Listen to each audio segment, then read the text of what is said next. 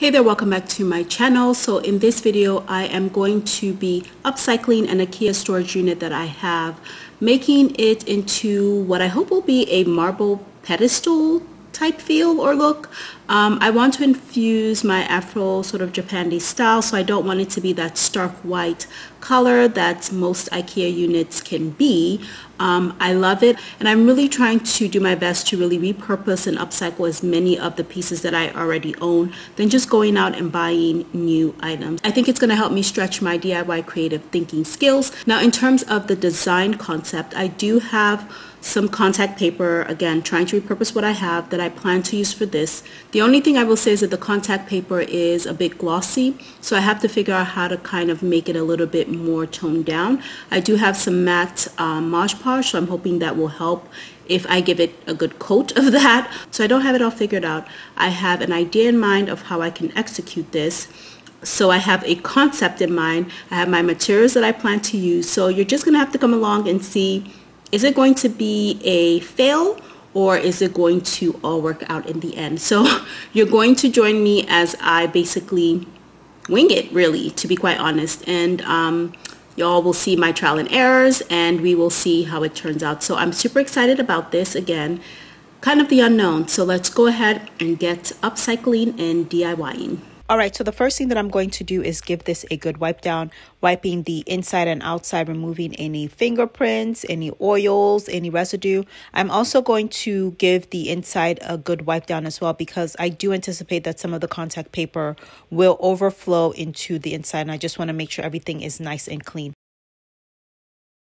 Here's the contact paper that I'm going to be using. As you can see, it is very glossy, but I think I do plan to use Mod Podge again to tone down the gloss and potentially distress it even further. All right, so my plan is to start from this side and go all the way down, over, and down to the other side. So I'm going to try to cut a straight line here, just so that I'm starting with a straight piece as much as possible.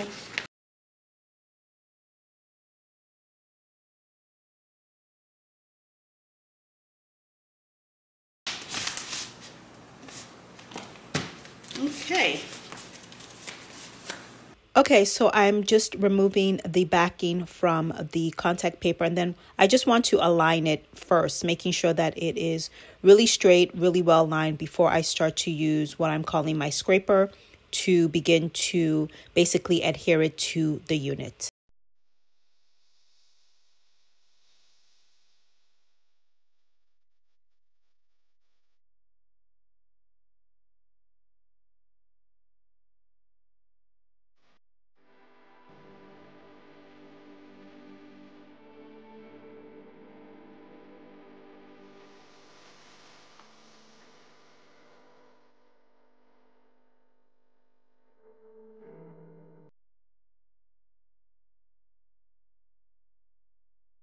So as you can see here, I am just pulling the contact paper and then using my scraper to basically adhere it, applying even pressure on one side and then moving across the piece to the other side. This is helping me to eliminate bubbles. It's not completely void of bubbles, but it's definitely helpful. I know that a lot of people use things like credit cards or other things to really squeegee.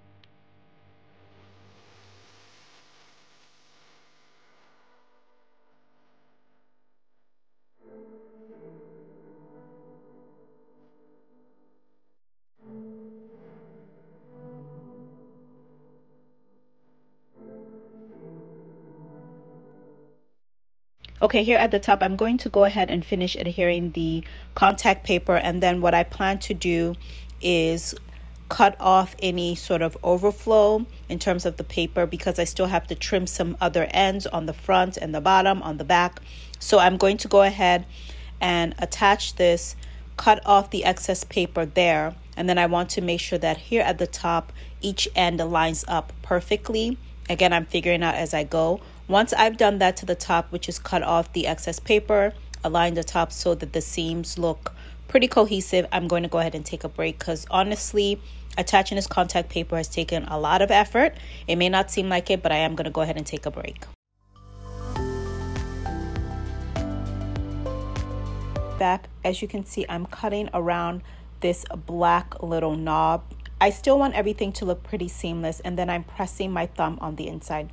Here's the back, and at the top I'm also cutting along the edge of the contact paper and then adhering just sort of the overflap over the edge of that top part. Now here in the front of the unit, I'm going to go ahead and make a slit on either side. I'm not exactly sure how I'm going to adhere this yet, but to me, making a slit by pressing a little fold just so that the slit is nice and straight is kind of where my brain is at right now. Again, I've been at this for a while, and I'm just trying to figure things out as I go.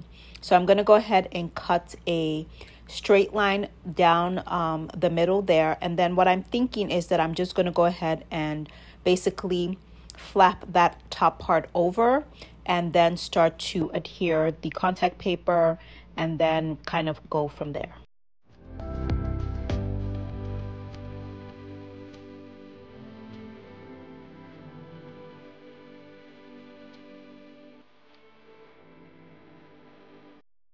So as I'm doing this, I realized that the spatula is perfect for making a slit or cutting the excess contact paper there. So right in the grooves of the door, this little scraper, not spatula, scraper fits right in. So it is perfect to, again, just make those incisions and cuts where I need to. And so that's what I'm going to do. And then I'm just planning to basically peel off the excess contact paper that I don't need, like so.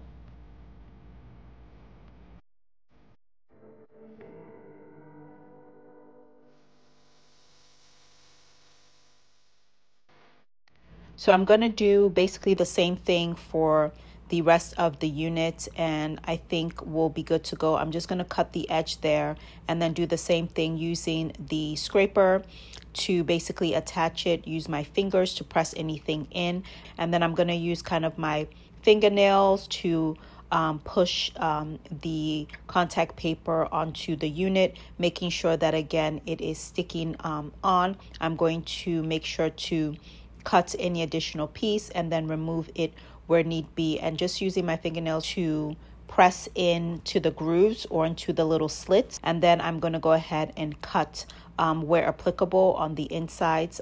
It's just really working out perfectly, and I think I now need another quick break. I mean, honestly, this is taking out a lot of energy, and I just kind of need to pause and talk through what I need to do next. Okay, so I wanted to pause really quickly, take a quick break, and give you guys sort of an update on what's happening with the contact paper transfer onto the storage cabinet. Well, so far there are bubbles, but I think I'm okay with them just because I don't think it's as noticeable, just because of the way that the pattern is on the contact paper.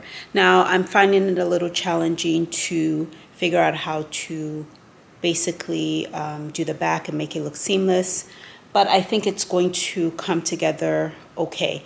Now, if I want to sort of distress it a little bit more, then I can definitely hide some of the cuts that I'm making. For whatever reason, I can't find my X-Acto blades, like none of them, and I have like a pack of them and also like a box cutter. For whatever reason, I think in the weekend organization, maybe my nephews put them somewhere. I don't know where it's at, and I can't find them. So that's why I'm struggling with that scissors you all see me struggling with. But I'm going to make it work. So let me show you exactly what I'm talking about that I'm finding just a little challenging in the back. But again, it's the back. No one's going to see it, but I am a little bit of a perfectionist. So I want it to look as good as possible. But let me show you what I'm talking about, just so that you all can see sort of the trial and errors. So you can see like right in there is not perfect, of course. And then when you come over here, this side isn't perfect either. And there's a little bit of a bubble there. Again, it's the back. I don't think anyone's going to be able to tell at all. So I'm just going to cut this part. I also had cut this part, so you can see that there. So again, the back is not going to be perfect. I'll have to definitely work on getting the front a lot neater. So I'm going to cut everything on this side and then work on finishing up the bottom, and we should be good to go. Okay, so I wanted to show you all this back part and what I'm doing. I'm cutting a slit down the back. I'm going to use my thumb to further press it into the unit, and then I'm going to reinforce this with either hot gun glue or another type of glue. Of course, I'm cutting around any of the black knobs that you see because I still want this to look good even though it's from the back. I'm going to go ahead and finish this up, and then I'm going to call it a night. I have decided that I do want to distress this further. That will be in a part 2. So make sure that you subscribe to the channel, give this video a thumbs up, hit your notification bell so you're up to date when I post new videos like this one, and so that you're up to date when I post part 2. And that is going to be it for this one. Make sure you check out part 2 of the video. Oh, so thank you so much for watching, and I'll see y'all in the next one. Bye.